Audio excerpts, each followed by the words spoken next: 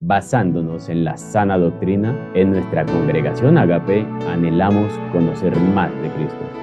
Veamos a la luz de la Biblia lo que Dios nos quiere decir.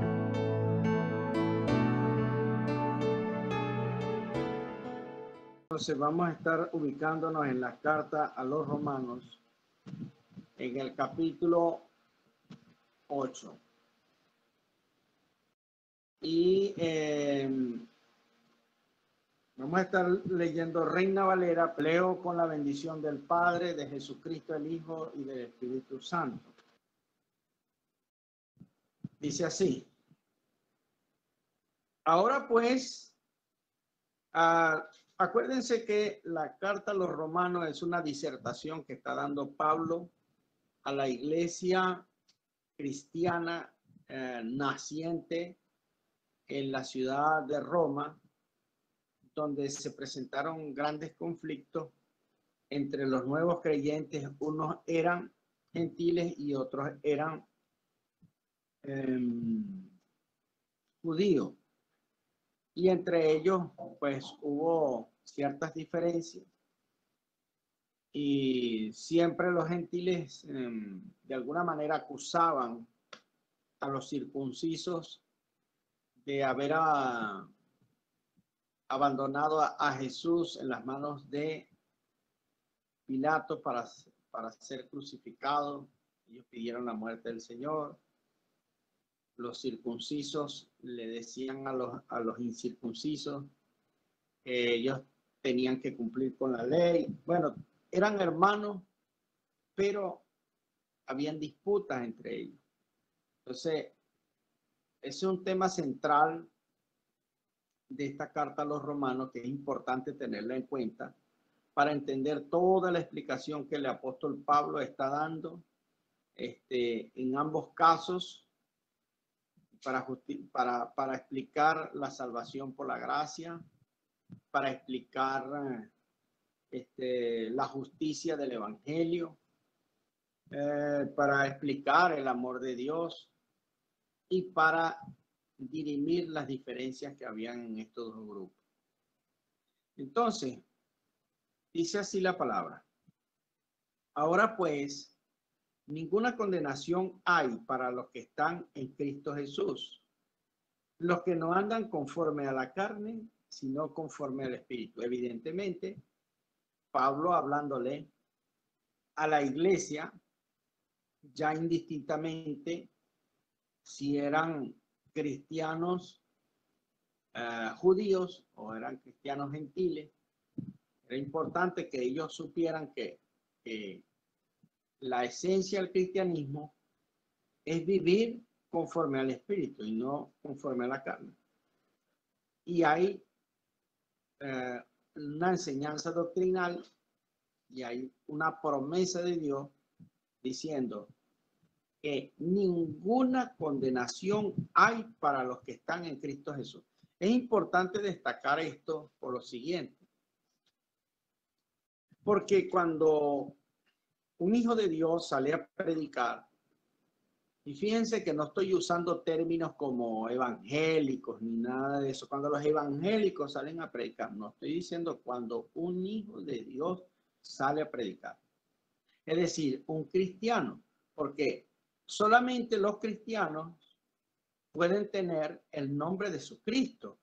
Dice, para los que andan, los que están en Cristo Jesús. Bueno, los que están en Cristo Jesús son cristianos. Pablo no andaba mencionando denominaciones ninguna, sino que decía los que están en Cristo Jesús. Es decir, los que están sujetos a Cristo, los que andan conforme a su doctrina, los que andan conforme a su enseñanza, los que son discípulos de Jesús, que pasaron de ser a unos simples simpatizantes de Cristo para ser seguidores de Cristo. Hay mucha gente que le agrada la doctrina cristiana y dice, no, eso es bueno, eso es bueno. Cuando se enteran que alguien es cristiano, dice, no, oye, no, eso es muy bueno. Eres cristiano, oye, qué bien, muy bueno. Pero a pesar de que saben eso, ellos no siguen a Cristo. como raro, ¿no? Es raro que alguien sepa que ser cristiano es bueno, pero él mismo no quiere seguir a Cristo. Pero es una, digamos que también es una sentencia de alguna manera, o sea, ninguna condenación, porque esos son términos jurisprudenciales dentro de un tribunal o dentro de un juicio. No hay condena para los que están en Cristo Jesús. Así que en los líos y todos los problemas se los ha inventado la gente y la religión misma. Porque decía que cuando un hijo de Dios sale a predicar, piensan que es una batalla entre evangélicos y católicos, y entonces viendo a ver quién tiene la razón. Y la Biblia ni siquiera habla de eso, ni siquiera menciona una cosa como tal. Pero son elementos distractores que evidentemente el enemigo usa para disgregar, para dividir y para sembrar contienda. Pero vuelvo al primer versículo. Ahora pues, ninguna condenación hay para los que están en Cristo Jesús. No dice católico, no dice evangélico, no dice protestante, no dice nada de eso. Así que la Biblia es clara. La Biblia es clara, apunta al mero centro del asunto. Es que la persona tiene que estar en Cristo Jesús. Y eso es lo que está señalando el apóstol Pablo, y es lo que el apóstol Pablo está entregando como doctrina a la iglesia. Eso tiene 2000 años ahí y no ha cambiado nada. Entonces, los asuntos externos o extrabíblicos son los que traen esos conflictos. Pero estar en Cristo Jesús es lo que nos revela la verdad, y uno dice, oye, ¿verdad? Mira, eso es lo que dice ahí. Sí, eso es llana, simple y sencillamente lo que está explicando el apóstol Pablo. Porque el cielo no es ni de evangélicos, ni de católicos, ni de denominaciones, ni nada de eso. Son de discípulos de Cristo que vivieron en esta tierra conforme al espíritu y no conforme a los designios de la carne. Vamos a seguir leyendo para que vayamos disertando un poco más. Dice, porque la ley del espíritu de vida en Cristo Jesús me ha librado del pecado y de la muerte. Por supuesto, tenemos que entender que este capítulo 8, entiéndase que los escritos originales no están divididos por capítulo, capítulo 1, capítulo 2, capítulo 7, capítulo 8, no. Eso se inventó aproximadamente a partir del siglo VI de la era cristiana. Los masoretas se encargaron de dividir la Biblia para estudiarlas por capítulos, por versículos, cosas que es muy buena para nosotros. Pero ahí hay una continuidad del capítulo 7, donde está hablando, y en el capítulo 7, donde se habla mucho, dice el apóstol Pablo que fuimos libertados del pecado, porque el pecado era un amo, un dueño que nosotros teníamos. Y dice el versículo 3, porque lo que era imposible para la ley, por cuanto era débil por la carne, Dios enviando a su Hijo en semejanza de carne de pecado, y a causa del pecado condenó al pecado en la muerte. Cuando usted lee esto así, probablemente alguien que no tiene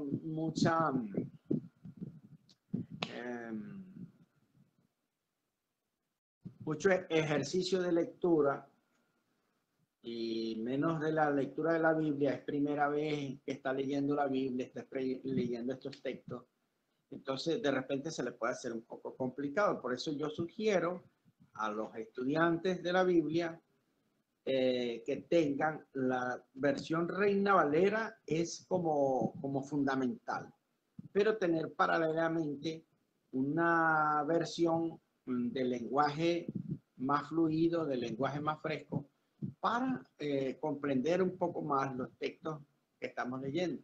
Y los vamos a volver a leer. Dice así: así pues, ahora Dios no condena a los que están unidos a Jesucristo, porque por medio de él, la ley del Espíritu, por medio de él, la ley del Espíritu que da vida, te liberó de la ley que trae pecado y muerte. Bueno, eso está explicado en la clase pasada. Los invito a que busquen en nuestro canal y vean la clase pasada del capítulo 7 y a qué se está refiriendo con esto de libertad del pecado y de la muerte. Entonces dice, lo que la ley no podía hacer porque no pudo contra la naturaleza humana. Entonces vean el término que usa allí, porque era débil por la carne. Aquí lo dice, porque no podía hacer, no podía hacer porque no pudo contra la naturaleza humana. Estamos en palabra de Dios para todos. Dice, Dios lo hizo, es decir, lo que no pudo hacer la ley. Entonces Dios, el Dios de lo imposible, sí lo logró al enviar a su Hijo. Y dice, quien vivió con la misma vida con la que todo ser humano peca, es decir, en un cuerpo de carne y hueso, como el tuyo y el mío. Lo envió como una ofrenda, y usted puede subrayar eso. ¿Oyeron? Lo envió como una ofrenda para pagar por el pecado, y así Dios se valió de esa vida humana para condenar al pecado. Vamos a detenernos aquí un momentico, porque esta versión en la cual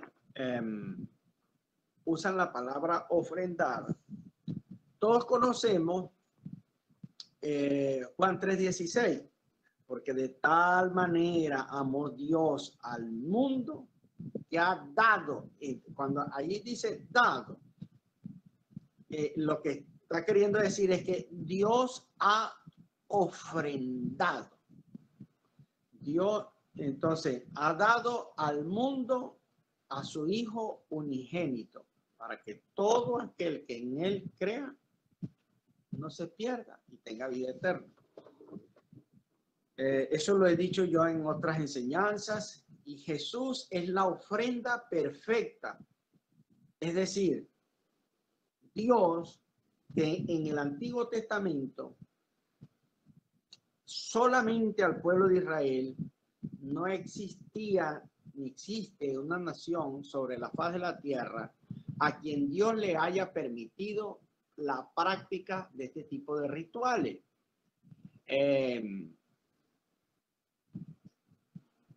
Los que están escuchando, que tal vez muchos ya lo conocen, pero otros no están familiarizados con lo que están escuchando. Dios le permitió al pueblo de Israel, para poder tener una relación con él, de acercarse al trono de la gracia por medio de intermediarios. Los intermediarios eran los sacerdotes levita y finalmente el sumo sacerdote. Entonces, sucedía que la persona traía un cordero, un animal, el que iba a ser sacrificado en lugar de la persona que pecaba. El ritual consistía en que la persona confesaba sus pecados imponiendo las manos sobre aquel animal que iba a ser sacrificado. Los pecados se le imputaban al animal. Al degollar al animal, o sea, al sacrificarlo, esa sangre era sostenida sobre un recipiente y con un hisopo se mojaba y se rociaba a la persona que traía la ofrenda expiatoria o la ofrenda sustitutiva se le rociaba con la sangre inocente del animal, porque el animal no pecó. Entonces, como una alegoría, como una simbología de lo que iba a suceder en el tiempo futuro, cuando Jesucristo iba a ser sacrificado. Gloria al Señor. Entonces, ¿qué podemos entender? Las personas que están entendiendo esto, que Dios se proveyó a sí mismo una ofrenda aceptable. Dios mismo se ofrendó a sí mismo también una ofrenda aceptable, pero que fuera perfecta. Eso era lo que hacía el sumo sacerdote en el templo. Que las personas que traían la ofrenda, encargarse de revisar la ofrenda y que la ofrenda fuera aceptable a Dios. Que Dios la aceptara, que fuera correcta, que fuera según las exigencias de Dios. Ahora, Jesucristo evidentemente llena todos los requisitos del Padre. Tiene todas las exigencias. Es una ofrenda perfecta que iba a ser llevada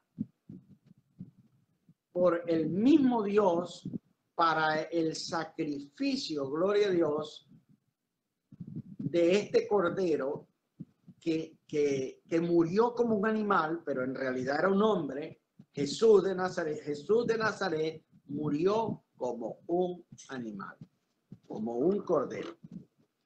Hasta ese punto, por amor, llegó Jesús por nosotros a morir despreciado en una cruz, pero en realidad el desprecio de este cordero, porque está lleno de pecado, lleno de culpa, que no eran precisamente las culpas de él, sino las tuyas y las mías.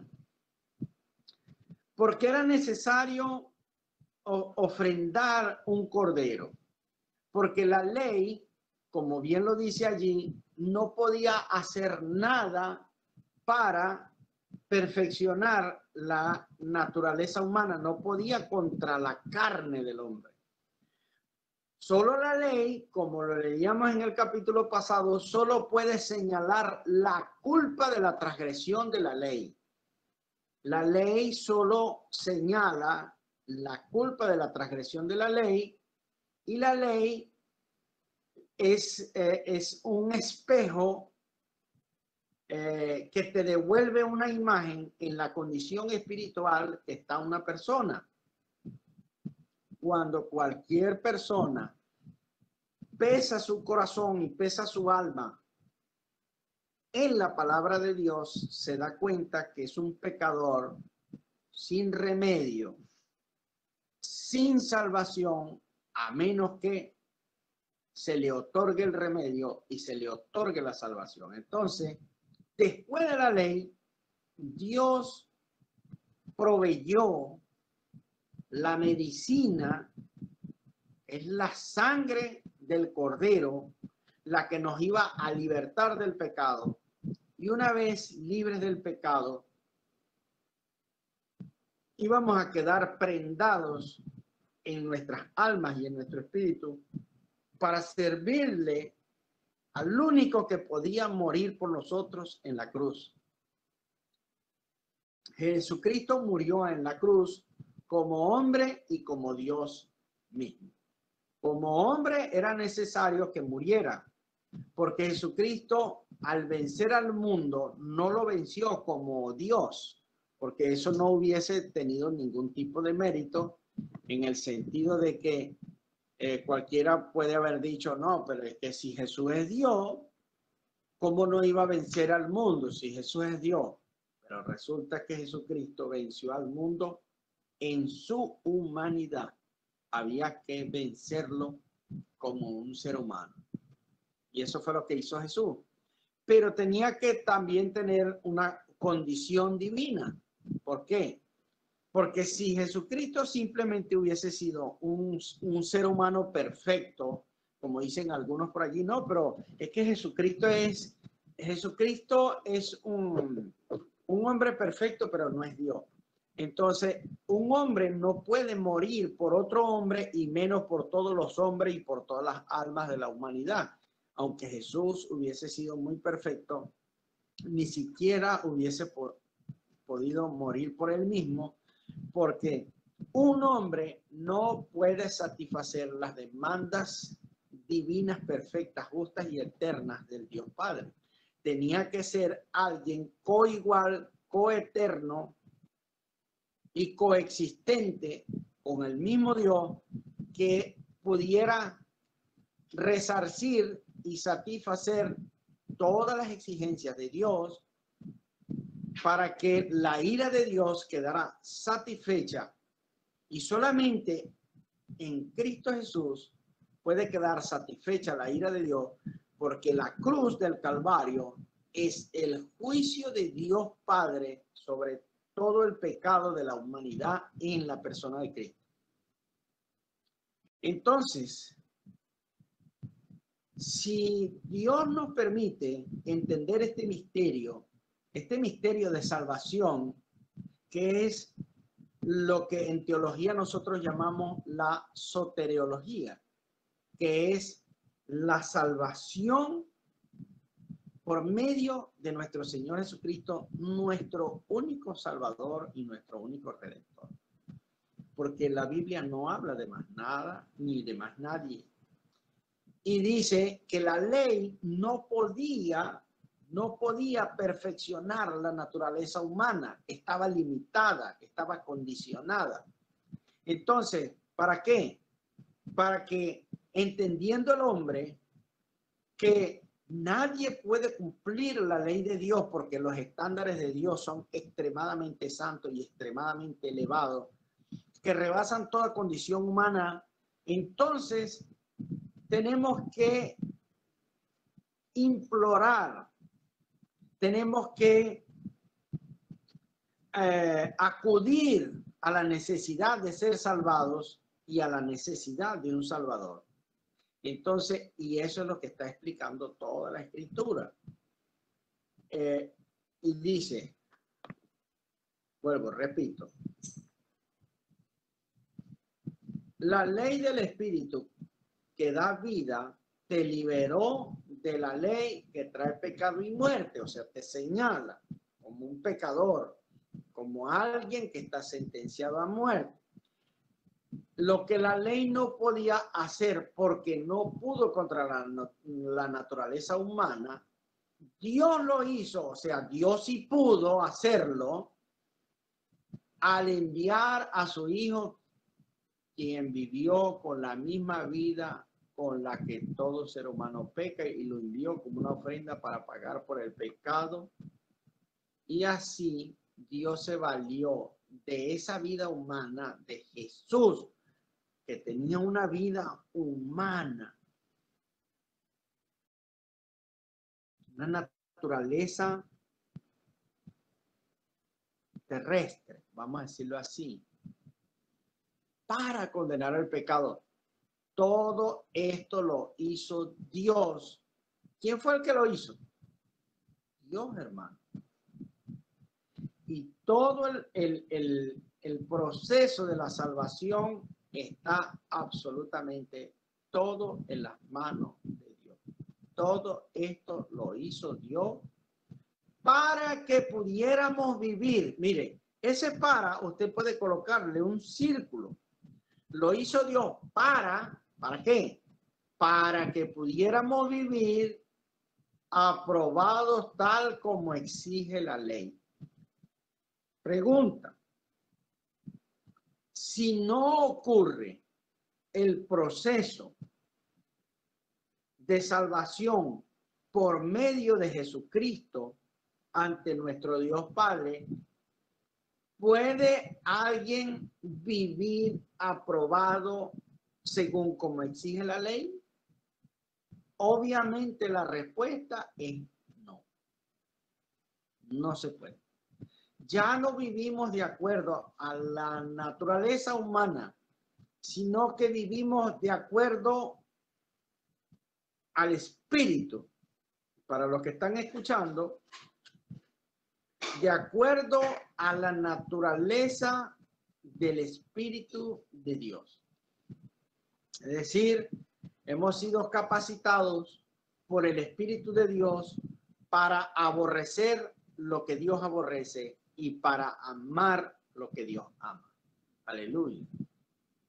Así que aquella historia de las personas que dicen, yo quisiera de verdad seguir a Cristo, pero no me siento preparado, tal vez más adelante, cuando yo esté más preparado, cuando sienta que eso es simplemente una falacia. Porque nadie está preparado para recibir a Cristo a menos que Dios le esté haciendo el llamado, lo llame, lo prepare. Y llegará el momento en que dará Dios la estocada final y esa persona no le quedará más remedio que sucumbir ante el poderoso y supremo llamamiento que Dios le hace a su corazón. Gloria al Señor. Es lo que explica la Biblia. Entonces, el propósito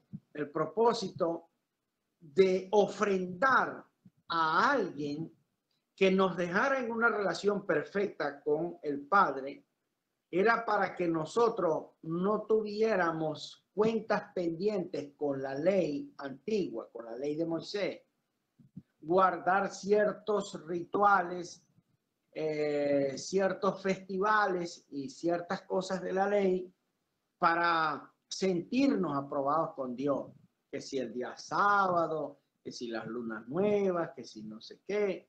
No, porque alguien superior a todas esas cosas nos estaba otorgando, o sea, Dios Padre, por medio de su Hijo, que es perfecto, nos estaba otorgando la posibilidad de quedar en una relación correcta, justa y exacta como Dios lo demanda. Amén. Entonces dice, para que pudiéramos vivir aprobados tal como exige la ley. Es como que si por los méritos de Cristo nosotros hubiésemos cumplido toda la ley. Toda la ley. Entonces no tenemos nada de qué jactarnos. No tenemos nada de qué jactarnos. El único que tiene que ser exaltado en la salvación de las almas es nuestro Señor Jesucristo, que fue el mediador entre la justicia de Dios y los hombres. El Señor Jesucristo continúa salvando las almas para todo aquel que le llegue este mensaje, y espero yo que esté bien diáfano y claro para que pueda entender en la medida de lo que humanamente puedo explicar, sea el Espíritu de Dios llevando la comprensión del mensaje hasta lo más profundo del alma y del espíritu de aquella persona que está escuchando y diga, ahora sí entiendo. Estoy tratando de hablar en términos sencillos, en términos prácticos, lo más pedagógico que se puede para que la persona pueda entender. Entonces dice, ya no vivimos de acuerdo a la naturaleza humana, sino que vivimos de acuerdo al Espíritu Santo. Los que siguen en la mentalidad humana solo piensan en satisfacerla. Es decir, eso es lo que nosotros entendemos bíblicamente como un carnal. Vive en una mente de la carne, en una mente de deseos humanos. Solamente yo, porque dicen primero yo, segundo yo, tercero yo, cuarto yo, y si queda chance, de último yo también. Es una mente absolutamente carnal. Una mente gobernada por la naturaleza humana. Ajá. Los hijos de Dios se dejan gobernar por el Espíritu de Dios, como lo vamos a ver más adelante. No solamente eso, o sea, la mente empieza a ejercer un control sobre la vida de la persona porque tiene que ver con los deseos. Dice que la mentalidad humana, los que viven según la mentalidad humana, ¿en qué piensan? Solo piensan en satisfacerla, en satisfacer sus deseos, lo que le demanda su mente, su pensamiento. ¿Y qué es lo que desea la gente? Bueno, la gente desea estar cómodo, la gente desea tener mucho, la gente desea prosperidad, la gente desea divertirse, entretenerse, distraerse, bueno, vivir bien. Y como dice una canción por ahí, vive la vida loca. Porque eso es lo que la mente humana, sin ser regenerada, sin ser transformada, sin ser lavada con la sangre del Cordero de Dios, de Jesucristo, eso es lo único que va a demandar. Satisfáceme, satisfáceme, satisfáceme. Dicen por ahí, como dicen también, ¿cómo es? Hoy es viernes y el cuerpo lo sabe.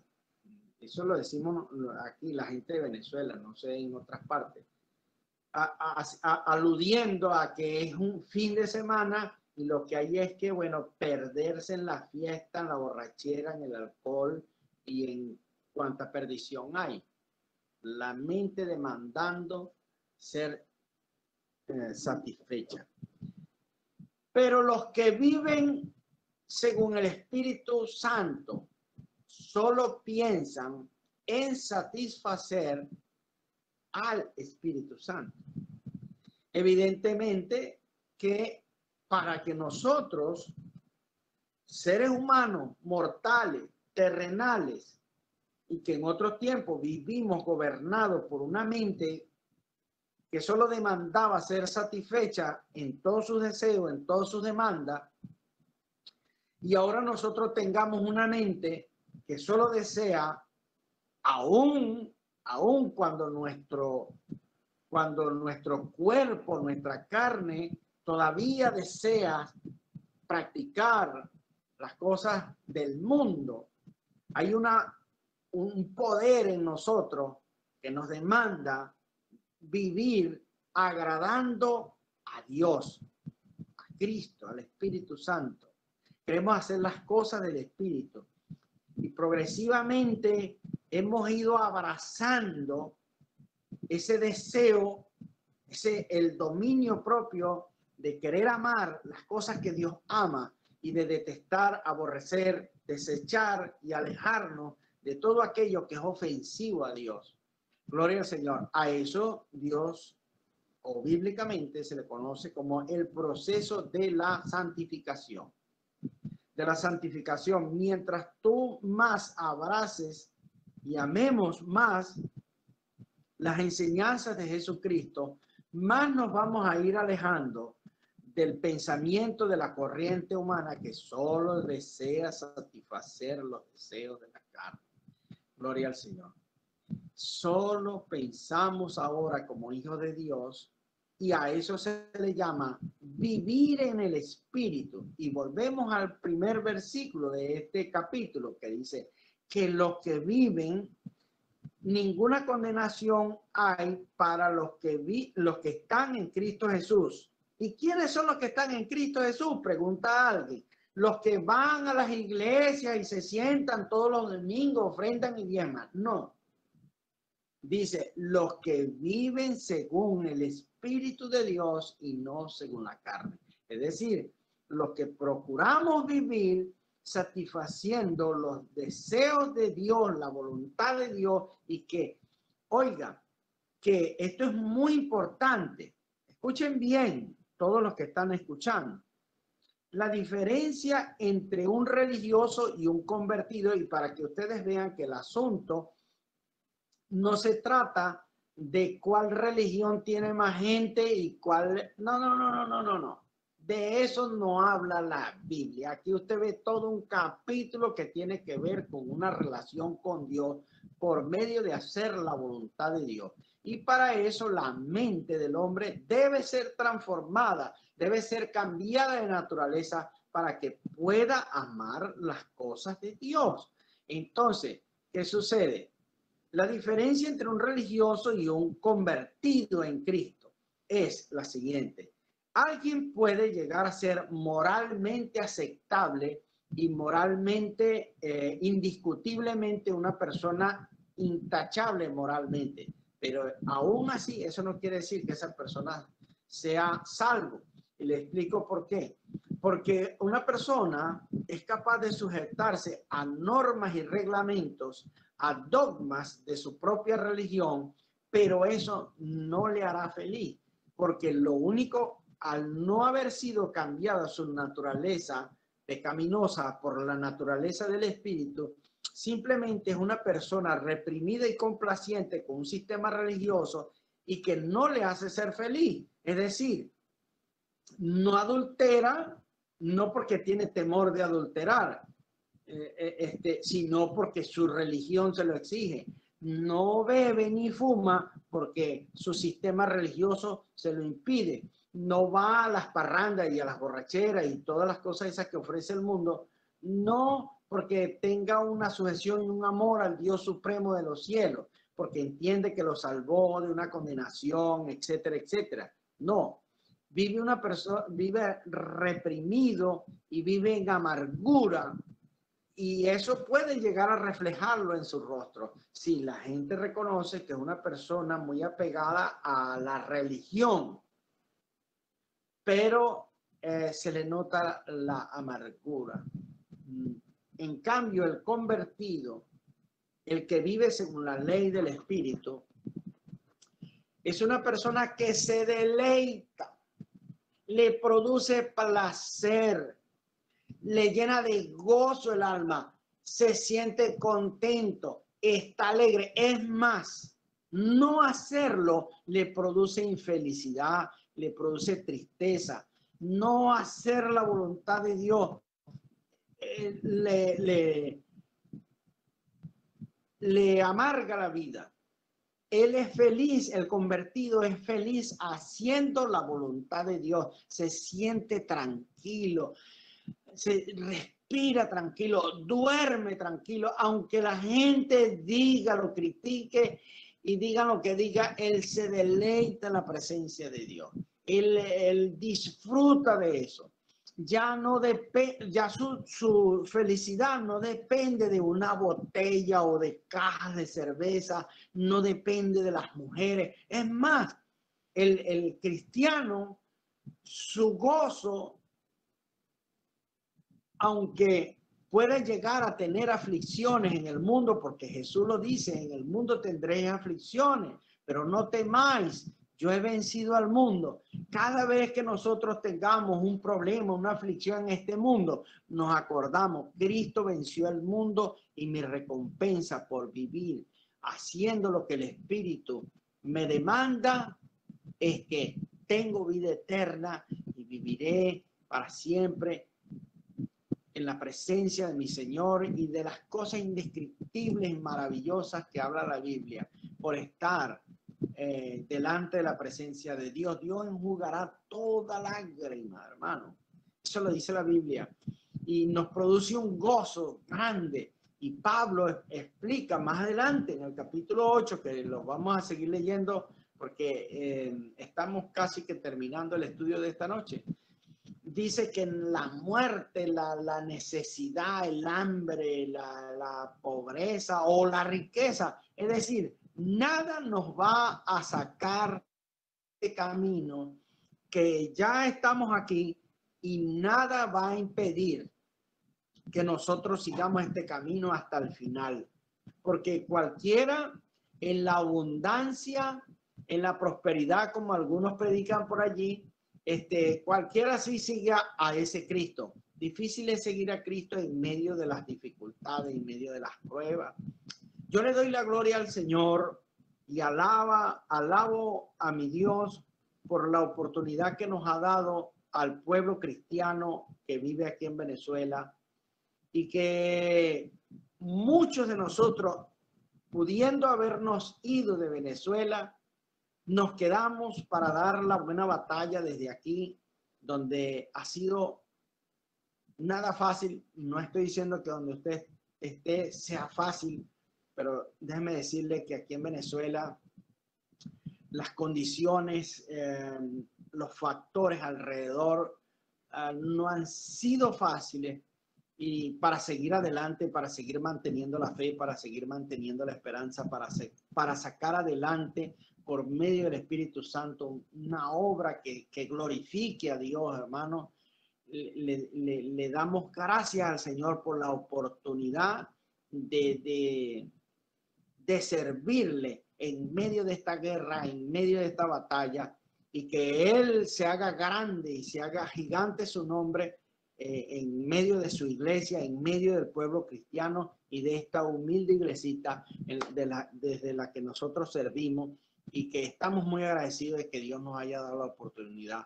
Nos gozamos, nos deleitamos en todas las cosas que hemos vivido, en las cosas que hemos pasado, porque Dios se ha glorificado en nuestras vidas, nos ha proveído, nos ha sustentado, hemos aprendido como Pablo a tener contentamiento en la abundancia, en la escasez, gloria a Dios. Y Dios nos ha enseñado grandes lecciones, queridos hermanos, pero eso es para las personas que andan o que andamos en el Espíritu de Dios y no según la carne. Porque muchos leen ese pasaje bíblico y dicen, ninguna condenación hay para los que están en Cristo Jesús, pero obvian el resto del versículo. No puedes obviarlo. Tienes que decir completo, los que no andan según la carne, sino según el Espíritu, porque hay mucha gente que dice que está en Cristo y que tiene a Cristo en el corazón y todas esas cosas.